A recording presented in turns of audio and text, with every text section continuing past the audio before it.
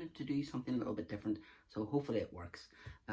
Yeah, this is going to be a top 10 list. I was kind of thinking over ideas and talking to my good friend Sam Michael Davies, link down below, especially if you're into your books, and just like being made to made smile. Go and watch his channel. He's a very good YouTuber, an even better friend, and all that stuff. I've said it a million times, so if you don't know by now, go and bloody subscribe is what I'm trying to say.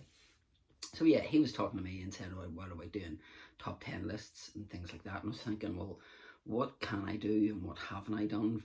And one of the ones is my top 10 video games, but with a twist is that I can't have the same franchise in it twice. So I can only have one Mario game, I can only have like one Resident Evil game, for example, one Zelda game, you know, that kind of thing. I can't have 2 or 3 from the same franchise, so that makes it a bit harder / easier to do the list.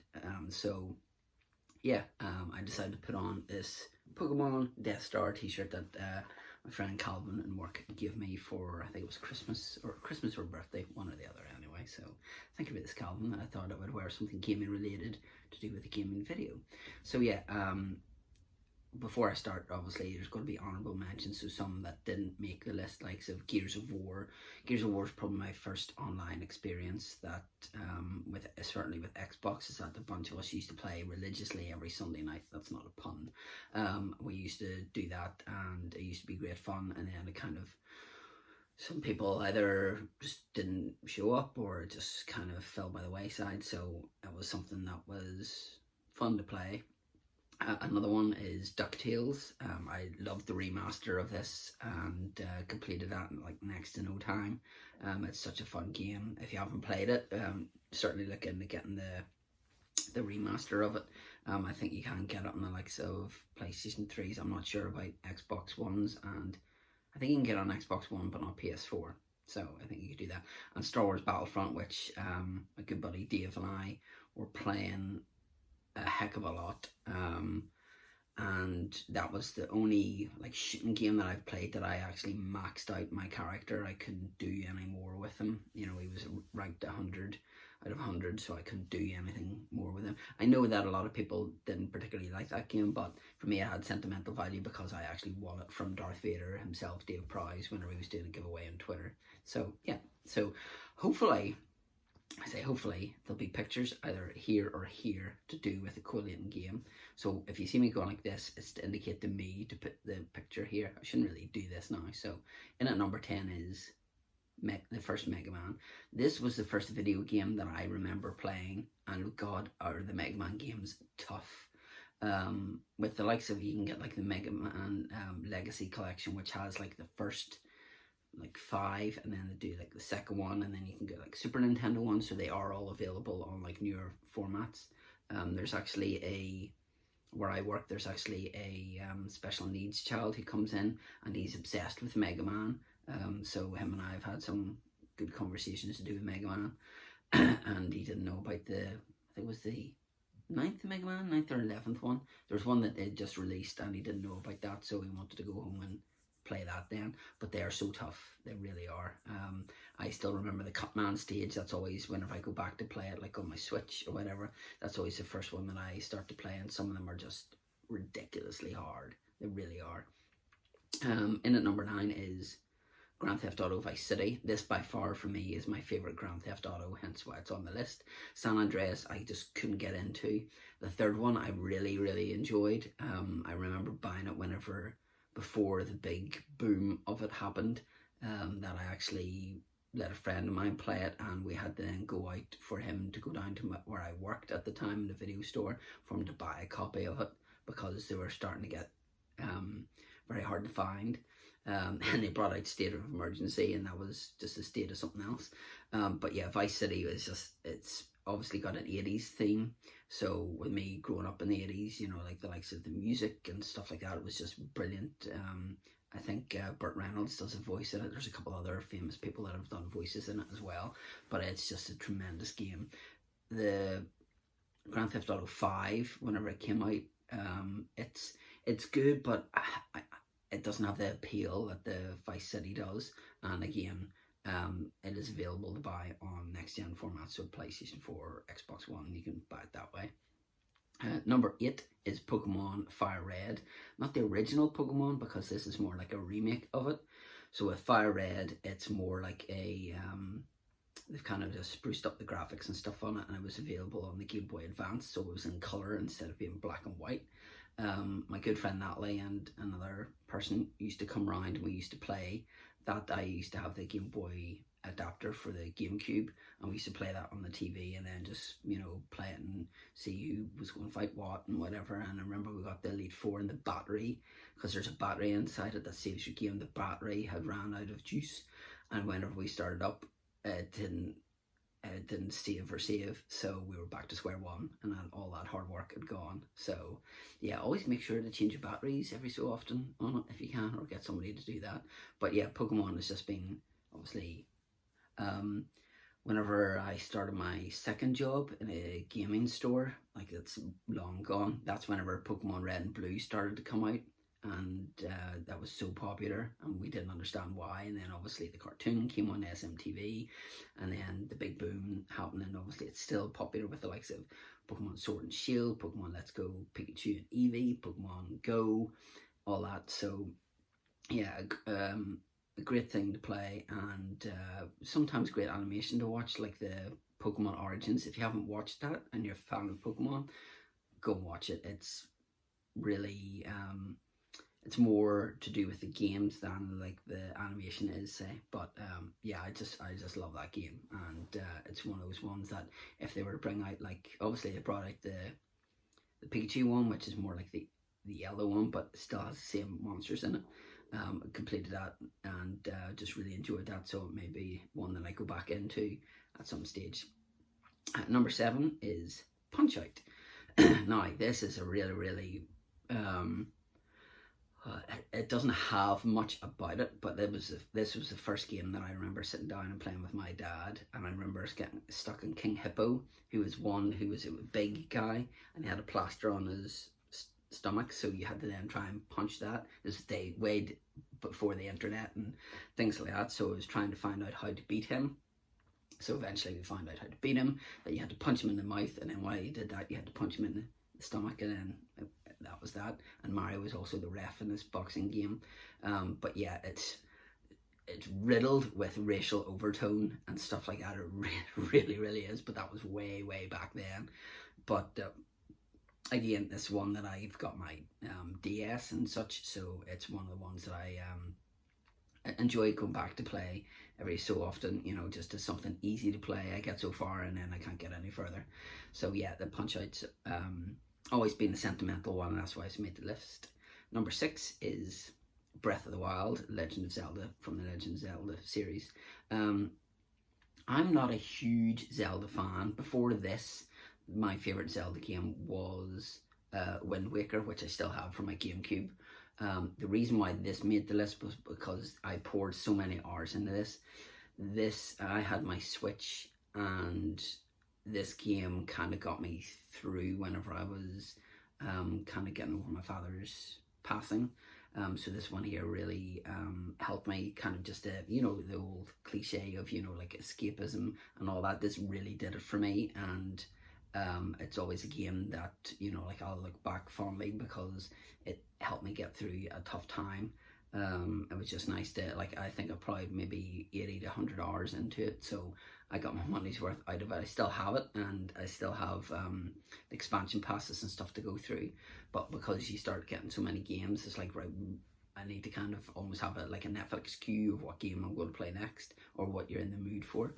But yeah, it's just a really good game that there's certain parts in it, like cooking, I had to look up on YouTube because there's no tutorial of how to do that, and it's like, well, I'm running out of energy, what I do? I was like, oh, so you have to do this, oh, the pots and everything, right, okay. And then your weapons, you know, like, you have to pick up different ones because they'll break, and more on that later.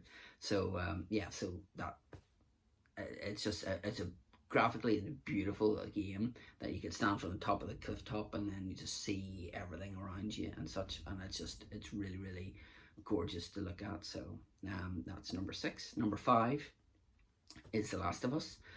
Let me just take a drink before I get on to this. I always say to people that come into my work that if they haven't played this, if it doesn't grab your heartstrings within the first 30 minutes, you have no soul. I've yet to have somebody come back and go, that was a terrible recommendation. If you've played it, you know. If you haven't played it and are going to, then fast forward a bit. Whenever I do this, come back. And if you don't mind it getting spoiled, I'll say this to you now, is that it's kind of like a post-apocalyptic, if I could say that. It's kind of like these monsters come and, you know, like all that kind of stuff, but there's a father and daughter, and they're running away from everything, and they get so far, and there's a guy with a gun, you know, he's kind of going to quarantine the place by not letting anyone through the lines and all that kind of jazz. And he's shot, I think he shoots the father, but he doesn't kill him. But then he says, like, what about the girl? And then you hear a killer. So then he kills her, and the father survives, but she doesn't. And then fast forward so many years, and then he gets kind of lumbered with Ellie, Joel and then Ellie. And it's just a really wonderful story, and it's just one that Naughty Dog have just done so well. And obviously the second one was coming out, then it got pushed back, then it was coming out, then it got pushed back, then it got indefinitely delayed, and now it's coming out next month, so that's going to be good to watch. So you can come back now if you didn't want that spoiled. But yeah, it's just a tremendous game, just graphically so beautiful. The storyline is just amazing, and just everything about it is just like, it's one of those games that if it's not on your top 10 list, the reason why it's not is because you forgot about it. That's the way I look at it. Okay, number 4 is Animal Crossing New Horizons. I, like with Breath of the Wild, this has got me through this self-isolation, quarantine, all this jazz. This has been something that I have more of a routine in this than I do actually in real life, because I can't do much.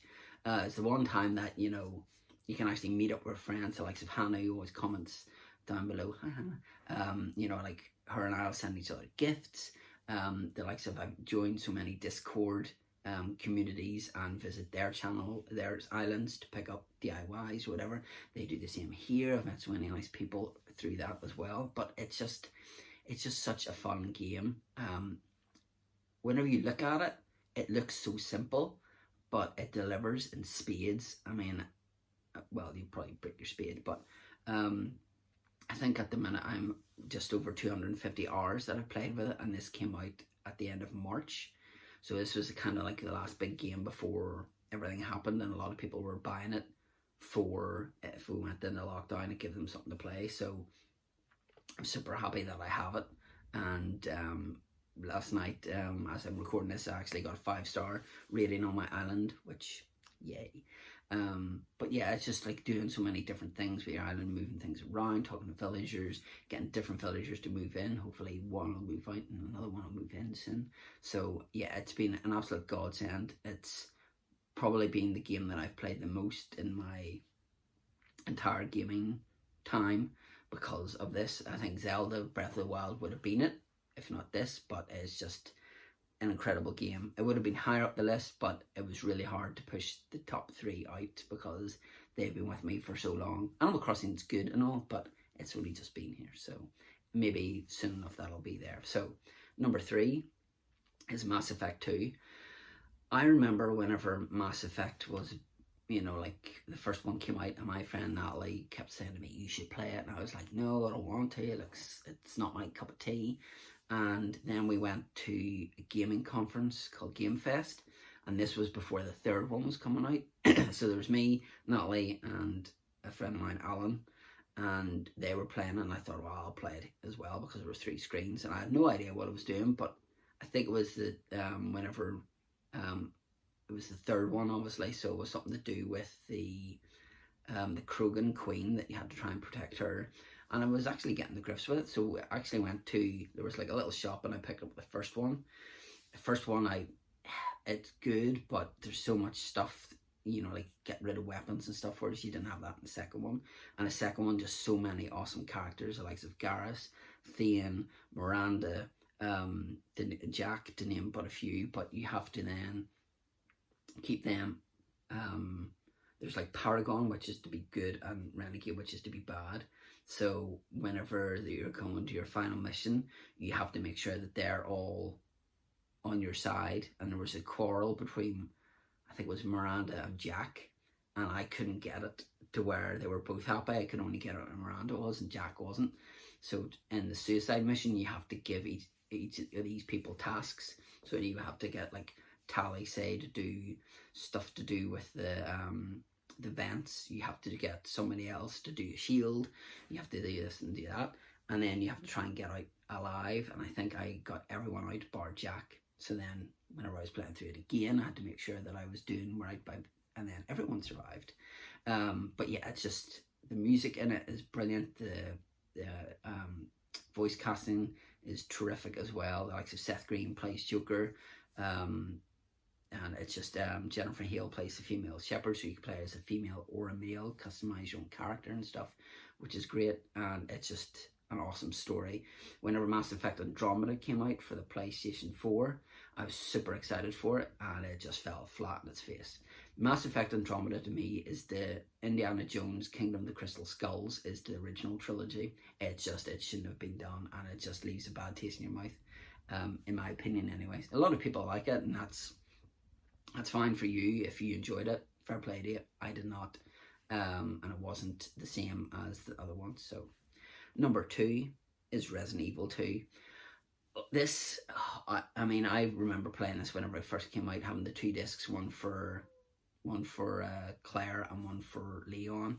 I actually interviewed Alison Court, who voiced Claire Redfield in the original one, and I think in Resident Evil Regeneration, the CGI movie as well. And yeah, just because it was a huge game for me whenever I was in my early teens, and I just absolutely adored it. I remember whenever I was working, showing somebody the graphics of the intro, and being blown away by that. Whenever you look at that now, you're like, oof. But you look at the remake that they did of it, and that was just absolutely phenomenal. I was so happy with how they did that. It was still so many things whenever they changed some things around, but whenever you see certain things, you know, like, it kind of brings back some memories. Whenever you're actually going into the save room, you can actually, before you go into the game, you can actually buy the soundtrack swap, so it'll be like the music like in the Resident Evil 2 original game, which I thought was superb.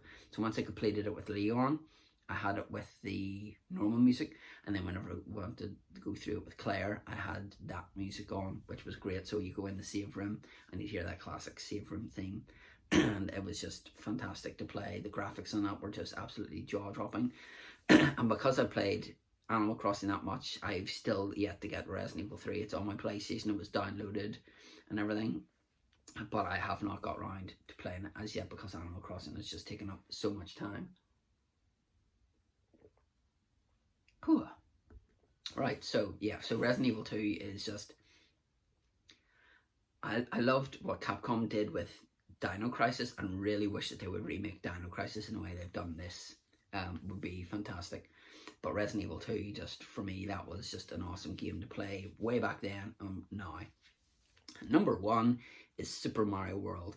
Super Mario 3 was almost on this list, but Mario World just has so much memory, lovely memories for me. Like, it wasn't even me who got it one Christmas, and my sister, and she got it, and we were playing it together because you could play 2 players. It's the only game that my mum has ever played as well. Whenever they were announcing the I think we were announcing the 3DS XL, and that was the only way you could play Super Nintendo games. So at the time I had just bought a 3DS XL, so then I had to swap that over through a new 3DS XL to play Super Nintendo games, and now I can get it on my Switch as well, which is great. To pay $17.99 a year for online membership and access to the NES and SNES library on the Switch is a no-brainer. It's the only game that whenever I play now, I can still remember. If it's red, it has multiple exits, so it may have 2. If it's yellow, it only has 1.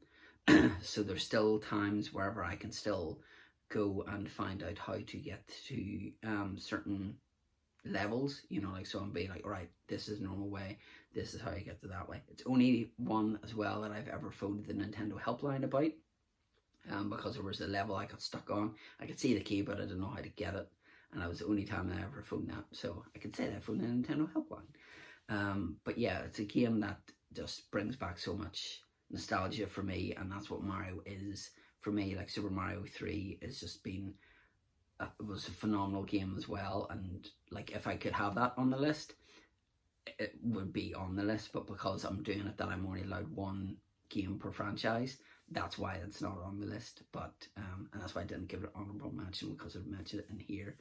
But yeah, but Mario World for the Super Nintendo was just amazing, and I'm sure that if you played it whenever it first came out and then have children, you've probably shown them what you played. And the things with the Mario games is, because they're so bright and vibrant, is that they don't look like they've aged. And I like to say Mario Kart again, because it's a Mario franchise, isn't on this list. The likes of Mario Kart Deluxe for the Switch, my niece and nephew love to play. Or the Super Nintendo one, my sister and I used to play. Or the GameCube one was probably like an unexpected gem. I don't think that people rave about it as much as they should do.